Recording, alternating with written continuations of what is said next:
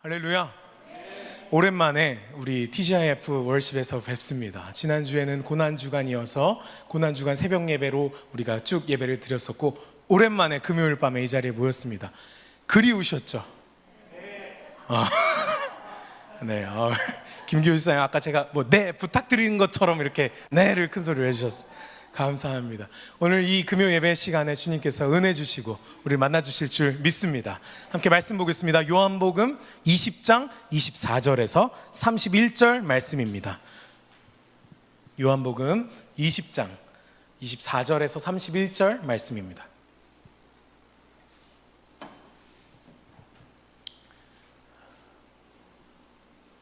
말씀을 찾으신 채로 함께 말씀을 들으며 하나님의 음성에 귀 기울이시길 소망합니다. 부활절 이후에 어떤 말씀을 나눌까 고민하다가 도마의 말씀을 가지고 왔습니다. 여러분은 도마에 대해서 어떻게 생각하십니까? 도마를 어떻게 평가하십니까?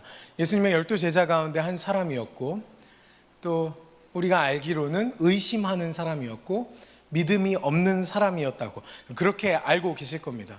오늘 우리가 말씀편 요한복음 20장 말씀을 보면 24절 위에 소제목이 붙어 있죠. 제가 가진 성경책이랑 여러분 가진 성경책이 비슷하다면 아마 이렇게 써 있을 겁니다. 어떻게 써 있나요 혹시? 도마가 의심하다 이렇게 써 있습니다. 이게 그렇습니다. 오늘 우리가 살펴본 말씀은 도마가 의심하는 장면입니다. 저는 그런데 이 도마의 모습 속에서 아주 익숙한 모습을 발견합니다.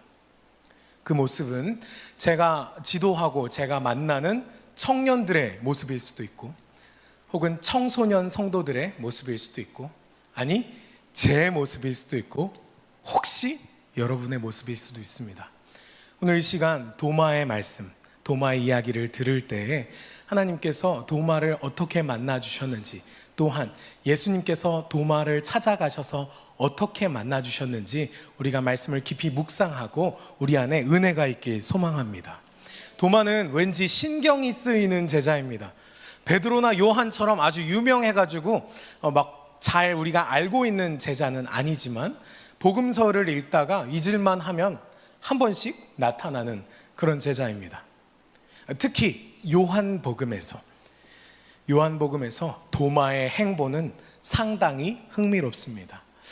요한복음에 도마가 한 3번 정도 등장하는데 그 3번의 장면들을 하나하나 찾아가 보려고 합니다. 첫 번째는 11장의 장면인데요. 예수님께서 절친한 친구 나사로가 병들어 거의 죽게 되었다는 소식을 듣게 되었습니다. 그래서 예수님께서는 제자들과 함께 나사로가 살고 있는 베다니라는 동네로 가고자 하셨죠. 하지만 제자들은 예수님께서 베다니로 가는 것을 막고 싶어 했습니다. 예수님을 만류했습니다. 왜 그랬을까요?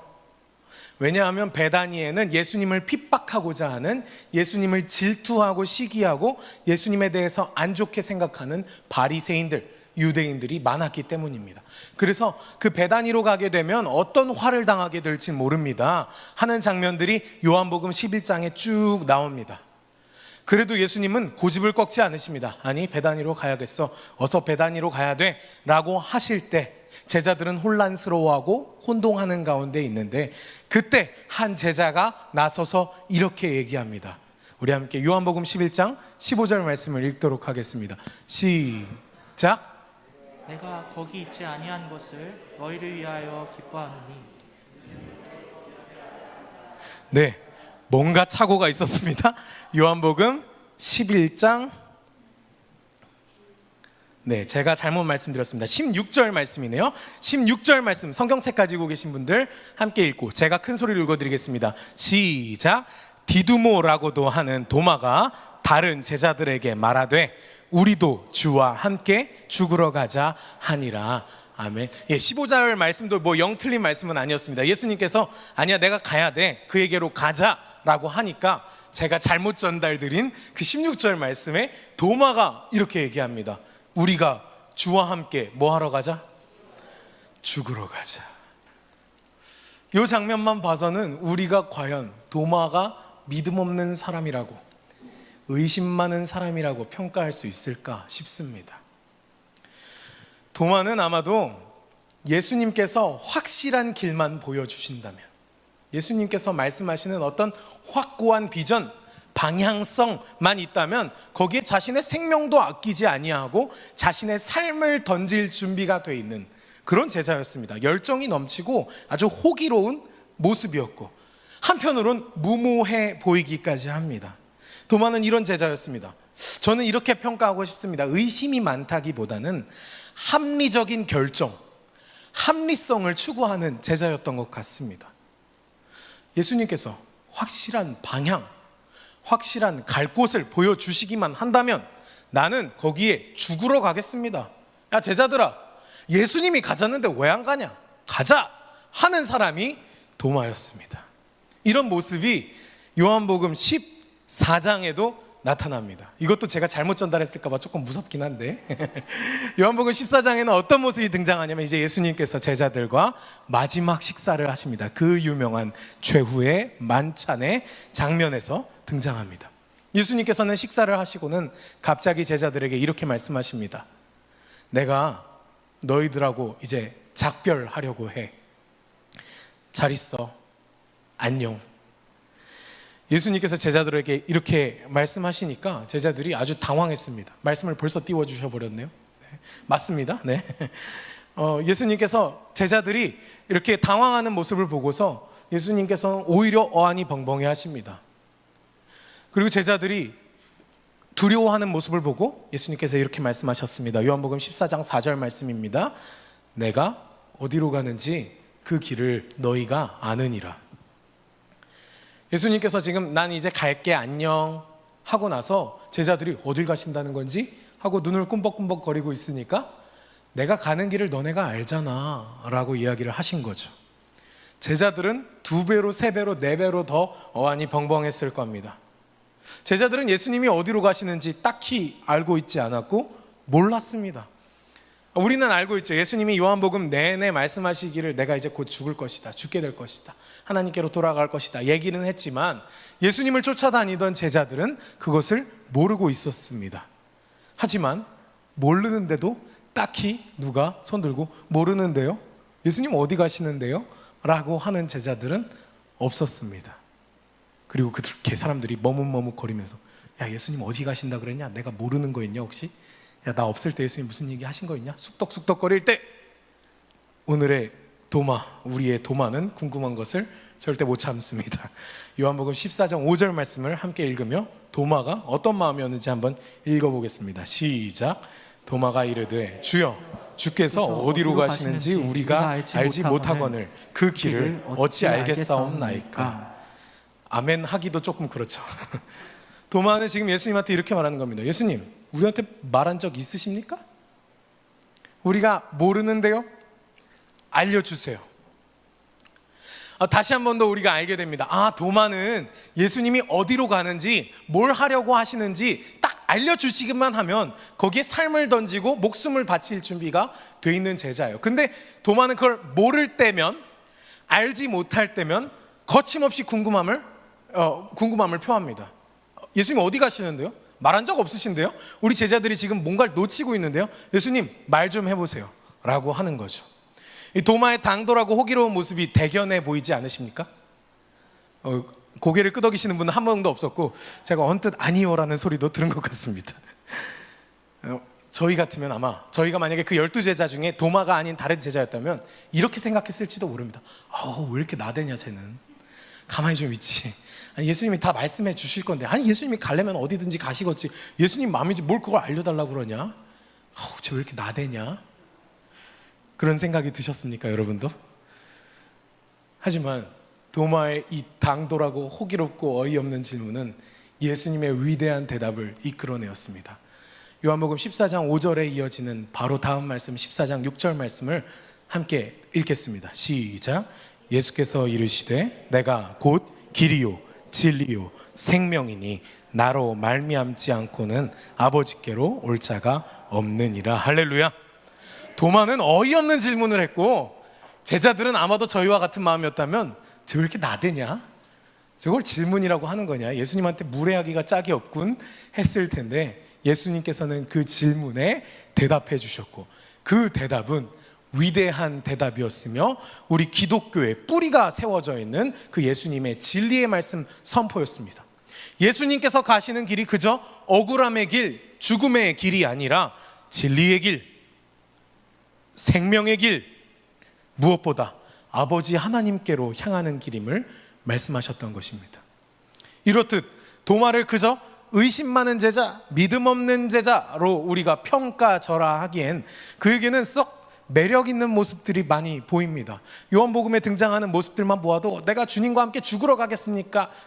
죽으러 가겠습니다 하는 장면도 있는가 하면, 어떨 때는 예수님 어디로 가는지 말씀 좀 해주십시오 라는 질문을 한 덕에 예수님께서 내가 곧 길이요 진리요 생명이니 나를 말미암지 않고는 아버지께로 올 자가 없느니라 라는 대답을 이끌어낸 위대한 질문을 한 제자이기도 합니다. 하지만 오늘 본문 요한복음 20장에 나타나는 말씀만큼은 도마를 쉴드 쳐줄 수 없을 것 같습니다. 예수님이 부활하셨다는데 그걸 못 믿은 건 좀 선 넘은 거 아니냐? 라는 생각을 하게 되는 거죠. 그렇습니다. 예수님께서는 분명히 말씀하셨죠. 요한복음 20장 29절에 이렇게 도마에게 말씀하셨었습니다. 보지 못하고 믿는 자들은 복되도다. 말씀을 보고 계시죠? 보지 못하고 믿는 자들은 복되도다 라고 이야기를 했었습니다. 여러분들 혹시 어른들에게 젊은 시절에 그런 이야기 들어본 적 있으신가요? 너는 똥인지 된장인지 먹어봐야 아니? 저는 그런 이야기 많이 들었습니다. 너는 똥인지 된장인지 먹어봐야 아니? 그 말의 뜻이 뭐죠? 딱 보면 모르냐? 야, 지금 분위기 파악 안 되냐? 똥인지 된장인지 모르겠어? 정신 차려. 왠지 우리가 도마에게 하고 싶은 이야기입니다. 야, 도마야, 똥인지 된장인지 모르겠냐? 예수님 부활하셨다는데 눈치껏 그냥 부활하셨다면 부활하신 줄로 믿어야지 하고 우리가 그렇게 말을 하고 싶어진단 말이죠. 예수님이 살아나시겠다고 여러 번 말씀하셨는데 못 믿긴 왜 못 믿어? 그걸 봐야 믿겠냐? 라고 말하고 싶어지는 게 이 요한복음 20장 말씀을 읽는 우리의 마음입니다. 그 마음이 딱 표현이 딱 정확히 표현하는 것 같습니다. 똥인지 된장인지. 그래서 오늘 말씀 제목이 똥인지 된장인지였습니다. 그런데 도마도 조금 억울한 부분이 있겠다 싶습니다. 요한복음 20장 24절 말씀을 읽어드리겠습니다. 12제자 중에 하나로서 디두모라 불리는 도마는 예수께서 오셨을 때에 함께 있지 아니한지라. 예수님께서 부활하시고 나서 제자들에게 나타나셨습니다. 제자들이 모여 있었는데 제자들이 문을 잠그고 있었거든요. 근데 예수님께서 문을 똑똑똑 노크하고 들어오지도 않으시고 어떻게 들어오셨는지 슝 어느 순간 그 방 안에 들어오셨습니다. 제자들은 깜짝 놀랐습니다. 그리고 예수님께서 자신의 손이 못 박혔던 자국과 그리고 허리에 창에 찔린 자국을 보여주면서 내가 예수라는 것을 보여주셨습니다. 그리고 제자들과 잠시 머물다가 그곳을 떠나가셨습니다. 하지만 앞불싸 그 자리에 하필 누가 없었을까요? 도마가 없었습니다. 그리고 요한복음 20장 25절 말씀 이어서 읽겠습니다. 시작. 다른 제자들이 그에게 이르되 우리가 주를 보았노라 하니 도마가 이르되 내가 그의 손에 못자국을 보며 내 손을 그 옆구리에 넣어보지 않고는 믿지 못하겠노라. 예수님을 만났던 제자들은 아마 흥분했을 겁니다. 예수님이 진짜 살아나셨네. 말씀하셨던 것처럼 정말 부활하셨네. 예수 부활하셨네. 야, 예수님 봤어? 야, 그 손에 못자국 난 거 봤어? 야, 대박이다 진짜. 그 허리에 창자국 난 거 그거 뭐 어디서 꾸며갖고 오신 거 아니지? 진짜였지? 진짜 우리 주님 맞았지? 우리 예수님 맞았지? 흥분의 도가니였을 겁니다. 근데 하필 예수님이 오셨던 그 자리에 도마가 없었고, 그리고 도마는 하필 합리성을 추구하는 제자였으며 쉽게 말해 의심이 많은 제자였습니다. 그러니까 도마는 이렇게 반응할 수밖에 없었습니다. 도마가 약이 올라서 그랬는지 아니면 합리적인 선택을 추구하는 사람이어서 그랬는지 모르겠지만 이렇게 말한 것이죠. 내가 그 못자국에다가 내 손가락을 넣어보면 믿을 거야. 그리고 예수님 옆구리에 창자국 나 있었다고? 그래, 거기에 내 손 정도는 들어가겠지? 거기에 내 손 한번 넣어보면 내가 그제서야 예수님이 부활하셨다는 걸 믿을 수 있을 것 같아 라고 말한 것이죠. 도마는 왜 이렇게 말했을까요? 믿기 싫어서 이렇게 말했을까요? 저는 그런 것 같지는 않습니다. 다만 우리가 요한복음에 앞서 보았듯이 나타난 도마의 성정을 우리가 알지 않습니까?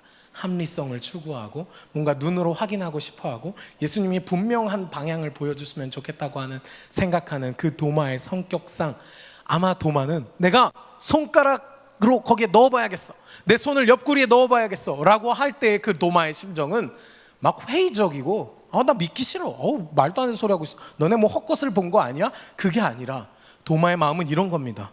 도저히 믿어지지 않아서, 아니 나도 믿고 싶어서, 나도 믿고 싶어서, 그리고 그 부활하신 주님 나도 한 번만이라도 봤으면 좋을 것 같아서 그런 마음으로 말을 했었던 것 같습니다.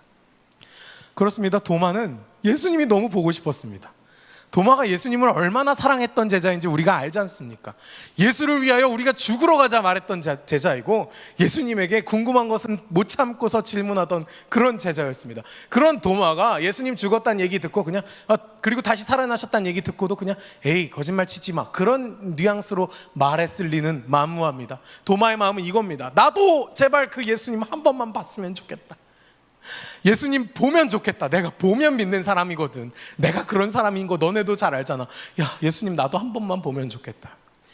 그런데 예수님께서 도마를 금방 만나 주셨을까요? 금방 안 만나 주셨습니다. 오늘 말씀을 보다 보시면 여드레 동안 도마를 만나 주시지 않으셨습니다. 8일 동안 도마를 만나 주시지 않았죠. 그리고 일주일이 지나서 도마가 예수님을 만나는 장면이 등장합니다. 예수님께서 도마를 찾아오셔서 꾸짖지 않으시고 의심하는 도마에게 이렇게 말씀하셨습니다. 요한복음 20장 27절 말씀을 함께 읽도록 하겠습니다. 시작. 도마에게 이르시되 내 손가락을 이리 내밀어 내 손을 보고 내 손을 내밀어 내 옆구리에 넣어보라. 그리하여 믿음 없는 자가 되지 말고 믿는 자가 되라. 아멘. 예수님께서는 지금 도마에게 야, 너 왜 이렇게 믿음이 없냐? 야, 손가락 갖고 와. 넣어봐. 야, 옆구리에 넣어봐. 여기 보이지? 하시지 않으셨고, 그런 뉘앙스가 아니라 도마야, 나는 너가 믿음 없는 자가 되면 안 좋을 것 같다. 믿음 없는 자가 되는 것만큼은 피했으면 좋겠어. 그러니 너가 정말 믿는데 손가락을 넣어봐야 한다면 자, 어서 넣어보렴. 너가 믿기 위해서 그 옆구리에 손 한번 넣어봐야겠다면 넣어보렴. 그래서 믿지 않는 자가 되지 말고 제발 믿는 자가 되라. 그렇게 말씀하시면서 예수님께서는 도마의 믿음 없음을 불쌍히 여기셨습니다. 그리고 도마가 그토록 원했던 알맞은 체험을 경험할 수 있게 자신의 손과 옆구리를 내어주신 것이죠. 우리는 알고 있습니다. 도마가 진정으로 원했던 건 부활한 사람에 대해서 막 손가락 넣어보고 옆구리에 넣어보고 진짜 살아났네, 정말 신기하다, 그게 아니라 예수님이 정말 보고 싶었다는 것을 우리는 알고 있습니다. 그래서 손가락을 넣었는지 안 넣었는지, 옆구리에 손을 넣었는지 안 넣었는지는 우리가 천국 가서 도마 선생님께 여쭤봐야겠지만, 이윽고 27절 다음에 이어져서 나오는 도마의 대답은 탄식이자 회개이자 부끄러움이자 신앙 고백이었습니다. 우리 함께 20장 28절 말씀 한 목소리로 읽겠습니다. 시작. 도마가 대답하여 이르되 나의 주님이시요 나의 하나님이시니이다. 할렐루야. 도마는 부활하신 예수님을 만났고 예수님 앞에서 온전한 신앙 고백을 올려드릴 수 있었습니다. 요한복음은 이렇게 마무리됩니다. 사실 요한복음은 21장까지 있지만 21장의 이야기는 에필로그 형식을 띠고 있습니다. 그러니까 쿠키 영상 같은 거죠. 쿠키 영상, 영화 뒤에 나오는 짜투리 이야기 정도가 요한복음 21장의 이야기입니다. 그리고 요한복음 20장으로 요한복음의 전체적인 이야기는 마무리가 되는데, 특별히 그런 장면을 볼 수 있는 것이 요한복음 20장 30절과 31절 말씀을 보면 그 위에 소제목으로 이렇게 적혀 있습니다. 이 책을 기록한 목적. 요한은 자신이 요한복음을 기록한 목적을 이렇게 설명합니다. 우리 함께 요한복음 20장 31절 말씀을 함께 읽겠습니다. 시작. 오직 이것을 기록하면 너희로 예수께서 하나님의 아들 그리스도이심을 믿게 하려 함이요 또 너희로 믿고 그 이름을 힘입어 생명을 얻게 하려 함이니라. 할렐루야. 이 두 가지 목적, 요한이 요한복음을 기록한 두 가지 목적을 요약하자면 이렇습니다. 첫째, 예수 그리스도를 믿게 하기 위하여. 둘째, 생명을 얻게 하기 위하여. 이는 요한의 목적일 뿐 아니라 하나님 아버지의 목적, 예수 그리스도께서 이 땅에 오신 목적, 성령님께서 우리를 인도하시는 목적이 바로 그러합니다. 예수님을 믿게 하기 위하여, 생명을 얻게 하기 위하여. 우리는 오늘 도마의 모습을 보았습니다. 도마는 예수님을 믿기까지, 그리고 생명을 얻기까지 합리적인 증거, 확실한 체험이 필요했습니다. 자, 우리 함께 기도하기 전에 제가 발칙한 상상 한 가지를 여러분과 두고 공유하고 기도하려고 합니다. 저는 부활하신 예수님의 모습이 어땠을지 상상해 봅니다. 여러분 상상해 보신 적 있나요? 예수님께서 부활하시고 나서 어떤 모습이셨을지. 그냥 똑같은 모습이셨을까요? 아니었던 것 같습니다. 왜냐하면 요한복음 20장 14절을 보면 예수님과 가장 가까웠던 마리아는 예수님이 부활하셨는데 예수님을 못 알아봤습니다. 그리고 20장 19절을 보면 예수님은 아까도 말씀드렸듯이 노크하지도 않으시고 그 방을 그냥 투명인간처럼 숭 통과하셨습니다. 유령처럼. 그러니까 예수님께서 부활하신 뒤에 입으신 그 육신은 우리가 상상할 수 없는 그냥 똑같은 육신이 아니라 신적인 육신, 영광된 육신이었습니다. 그럼으로써 제자들에게, 그리고 그 믿는 자들에게 부활한 모습이 어떤 모습인지를 보여주셨던 것이죠. 참으로 생경하고 특별하고 이상한 광경이었을 것입니다. 영광스럽고 신비한 그 모습을 보면서 제자들이 정말 놀랐을 겁니다. 아마 그래서 도마가 그 집 안에서 8일 동안 기다리고 있을 때 문을 잠궈놨을지도 모르겠습니다. 야, 예수님이 저번에 오실 때 문을 그냥 뚫고 들어오셨다? 에이, 거짓말하지 마. 야, 나도 그러면 한번 그거 보게 문 잠궈놔봐 했는지 모르겠습니다. 예수님은 정말로 문을 뚫고 나타나셨습니다. 도마에게 다시 나타날 때도. 예수님은 그렇게 신비롭고 영광스러운 모습을 취하셨는데 왜 도대체 왜 그렇게 완벽한 모습을 취하실 수도 있었는데 왜 도대체 손에 못자국은, 옆구리에 창자국은 봉합해 놓지 않으셨을까요? 왜 거기에 구멍 뚫린 채로 돌아다니셨을까요? 상상해 보는 겁니다. 예수님한테 가서 물어봐야겠죠. 왜 그러셨는지. 예수님이 영광스러운 모습으로 부활하실 수 있고 그 어느 때보다 건강한 육신으로 부활하셔서 몸짱 예수님이 되셔가지고, 야, 로마 군인들이 나를 찔렀었는데 이젠 날 찌를 수 없을 거야. 나는 강하고 능력 있는 여호와의 아들 그리스도이니라. 그렇게 하실 수도 있었을 텐데 그렇지 않으시고 여전히 구멍 뚫려 있는 손, 창자국이 나 있는 옆구리를 가지고 제자들에게로, 도마에게로 오셨습니다. 왜 그러셨을까요? 저는 오늘 밤에 그런 은혜의 묵상을 하게 됩니다. 그 창자국과 그 손자국은 아마도 도마를 위해 남겨두셨던 자국이었던 것 같습니다. 사랑하는 시흥동산교회 성도 여러분, 예수님을 믿는데 어려움이 있으십니까? 예수님의 부활을 신뢰하고 믿는데 그냥 믿어지신다면 할렐루야입니다. 할렐루야. 아유, 은혜입니다. 그런데 제가 요즘 만나는 청소년들은 끊임없이 의심합니다. 저도 그렇습니다. 끊임없이 예수님은 어떤 모습이셨을까? 어떻게 하셨을까? 그런 모습을 보고 우린 쉽게 이렇게 말할 수 있습니다. 야! 똥인지 된장인지 먹어봐야 하냐? 그런데 예수님께서는 도마에게 똥과 된장을 가져오셨습니다. 도마야, 손가락 넣어봐. 옆구리에 손 넣어봐라. 그래서 나는 그렇게 해서라도 너가 나를 믿지 않는 자가 아니라 나를 믿는 자가 되었으면 좋겠구나 하셨습니다. 도마에게 가장 알맞은 체험을 예비하시고 도마를 만나주시고 도마가 믿음 없는 자로 남지 않도록 하신 예수님께서 오늘 밤 우리를 만나주시고 우리에게 가장 알맞은 방법으로 응답하실 것을 믿으며 함께 찬양하시겠습니다.